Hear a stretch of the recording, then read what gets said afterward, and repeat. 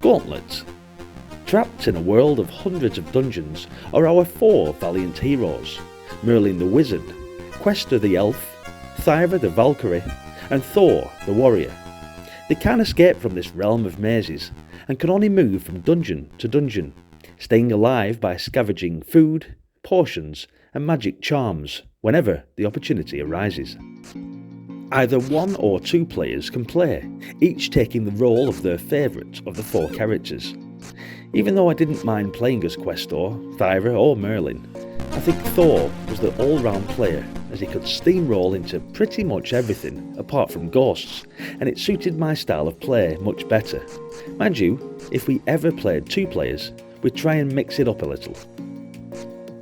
Thor, the warrior, doesn't need armour because his skin absorbs 20% of any damage taken. He's crap at magic, but his battle axe does double normal damage when thrown, and he is excellent hand-to-hand too. This just involves walking into an enemy, by the way, which will never feel comfortable but does score you more points. Thyra, the Valkyrie, can take 30% of damage with her shield, but has rubbish shot power, better hand-to-hand, but poor magic powers. Merlin the Wizard is a weakling who you want to keep at a distance from the action ideally, though easier said than done, but can destroy pretty much everything with his magic. Finally, Questor the Elf can suck up 10% of damage with his leather armour, is no Legolas when it comes to shooting, and is moderate hand-to-hand, but pretty good with magic. A dungeon is roughly 2 by 2 screens in area, and it scrolls as you explore. Neither player can leave the screen without the other following. Consequently, you have to work together if you are to move around the dungeon successfully. Always a contentious area this, especially back in the day, and I can still remember the bellows of "No, it's this way" when I was a kid, usually when playing with my older brother. Still, good memories all the same. Your intrepid adventurers aren't alone in the world of rock and stone and are kept company by hordes of beastly creatures who don't very much like intruders. Consequently, anything they consider to be remotely alien to their environment is leapt upon and attacked with much gusto and relish. How long you last in the dungeons is dependent on your health, which keeps ticking down with time before you even think about tangling with a monster. It can be replenished by food, but some of it can be shot if you're a bit too trigger happy in the heat of battle, and some is poisonous. The monsters will literally pour out of the generators placed throughout the dungeons, and each creates a specific type of monster. There are 3 levels of generator, with the strongest creating the toughest monsters, also taking 3 shots to kill. It goes without saying that to make any progress, you want to take the generators down as soon as possible to stem the onslaught. And how you do that is again dependent on your character. For example, Thor can destroy one with a shot or even his bare hands, where Merlin can take any of them out with his magic but won't even scratch the surface hand to hand.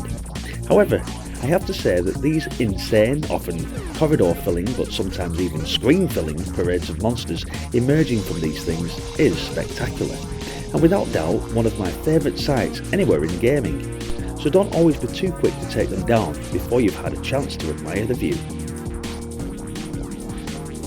Ghosts are a total nightmare, and you should just steer clear and shoot at them from a distance, no matter how good at fighting you are.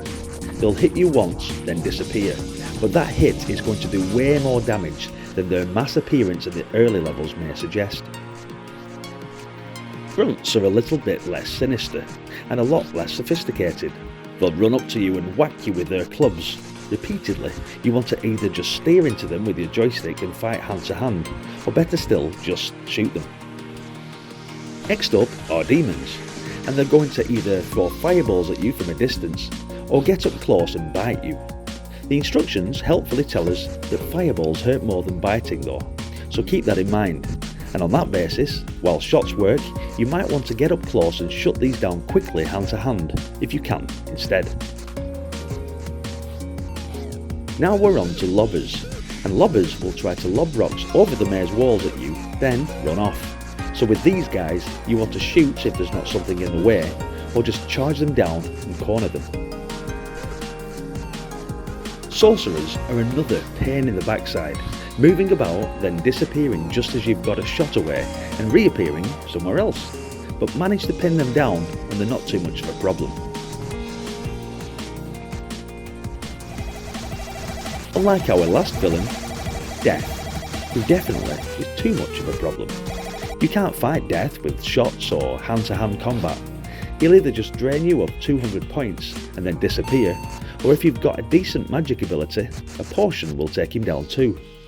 Treasure rooms appear randomly between levels, and you've got a fixed time to grab as much as you can, then get out, or you'll come away with nothing.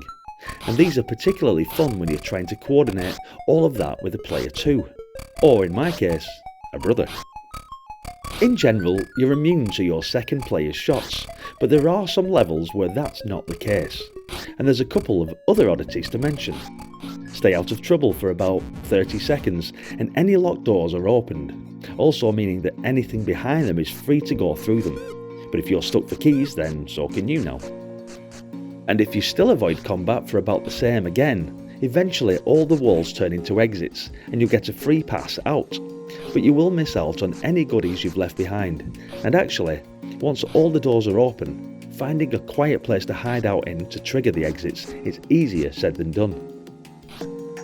It's pretty awesome how all the features of the arcade game have been packed into this incredible conversion. What really is stunning though, is the amount of action generated. You can have loads and loads of horrible denizens chasing after you.